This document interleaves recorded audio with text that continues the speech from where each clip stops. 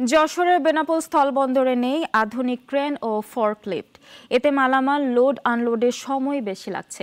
ক্ষতিগ্রস্ত হচ্ছেন বন্দর কোর ব্যবহারকারী ব্যবসায়ীরা। বেনাপোল প্রতিনিধি মোহাম্মদ ওসমান গনির প্রতিবেদন, জানাচ্ছেন পিন্টু হাজং।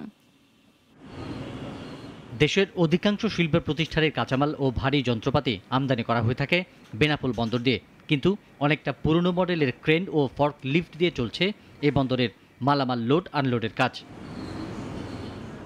ব্যবসায়ীরা বলেন, যে পরিমাণ মালামাল বন্দরে প্রবেশ করে তা দ্রুত লোড আনলোডের জন্য কমপক্ষে 10 ফিট ফর্ক লিফট ও 15টি ক্রেন প্রয়োজন, কিন্তু বিপরীতে রয়েছে 7টি পুরনো ক্রেন ও 8টি ফর্ক লিফট।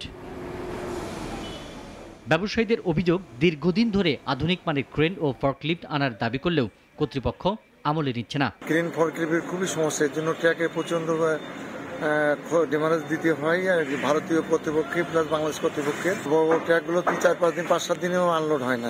সমস্যার কথা স্বীকার করে সমস্যা সমাধানে ঊর্ধ্বতন কর্তৃপক্ষকে অবহিত করা হয়েছে বলে জানিয়েছেন বন্দর পরিচালক। সকল ইকুইপমেন্টগুলা নতুন করে ঢেলে সাজাতে হবে, না হলে আমাদের আমদানি রপ্তানি কার্যক্রম ব্যবসা বাণিজ্য ব্যাহত হচ্ছে।